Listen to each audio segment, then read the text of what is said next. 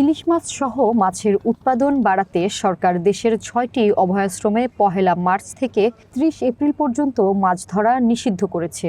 পাশাপাশি হতদরিদ্র জেলেদের জন্য ইলিশ সম্পদ উন্নয়ন ও ব্যবস্থাপনা প্রকল্পের আওতায় বিশেষ খাদ্য সহায়তা দেওয়া হবে।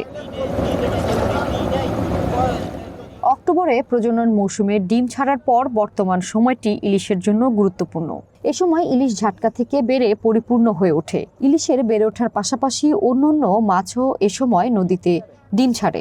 ফলে ভোলার মেঘনা নদীর ইলিশ থেকে মনপুরার চরপিলার পর্যন্ত ৯০ কিলোমিটার এবং তেঁতুলিয়ার ভেদুরিয়া থেকে চর রুস্তমের ১০০ কিলোমিটার সহ মোট ১৯০ কিলোমিটার অভয়াশ্রম এলাকা আগামী ১ মার্চ থেকে ইলিশ মাছ সহ সকল মাছ শিকার বন্ধ থাকবে।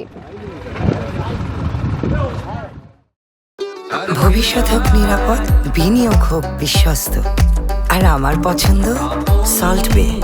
ওয়েলকাম টু সল্ট বে।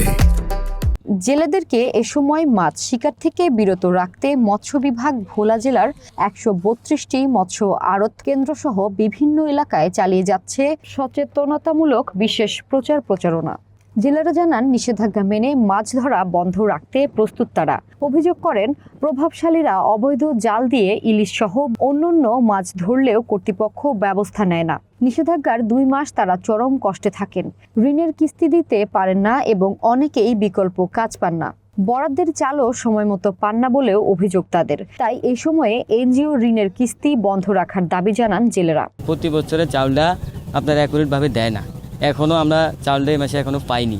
আমাকে সমস্যা এই যে দেনা ফানা করে আমরা জাল টাল করছি, এই জন্য এই যে অনকার 2 মাস অভিযান দিছে সরকার, এই জন্য অভিযান আমরা মানতে আছি। 2 মাসের জন্য আমরা দেনা ফানা করছি, কিস্তি যে লোনটা লইছি এই লোনটা যে সরকার আমাকে 2 মাসের জন্য বন্ধ রাখে। এটি বড় বড় নেতারা হেলের মাধ্যমে নদীতে বাওয়ায়, একবারে কুচা জাল তো বাধা কন খরচি কন এটি হেরাই বাওয়ায়, কিন্তু আমরা যাইতে পারি না। মৎস্য বিভাগ বলছে, জেলেদের জন্য বরাদ্দকৃত চাল যথাসময়ে বিতরণ করা হবে। তবে আইন অমান্যকারী জেলেদের ভ্রাম্যমাণ আদালতের মাধ্যমে জেল জরিমানা সহ শাস্তির আওতায় আনা হবে। মৎস্য অধিদপ্তরের জাটকা সংরক্ষণ কার্যক্রমের আওতায় 4 মাস মানবিক সহায়তা, খাদ্য সহায়তা কর্মসূচির আওতায় বিজেপ চাল বিতরণ করা হবে। এই ভোলা জেলায় ৯০,২০০ জেলেকে এই কার্যক্রমের আওতায় 4 মাস ব্যাপী 40 কেজি হারে চাল দেওয়া হবে। তো এই কার্যক্রমও আমাদের 1 মার্চ থেকে হবে।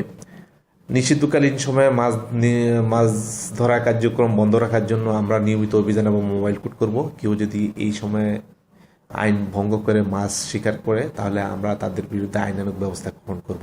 জেলায় ১,৬৭,৯৩০ জন নিবন্ধিত জেলে রয়েছে। নিবন্ধনের বাইরে রয়েছে আরও অন্তত 2 লাখ।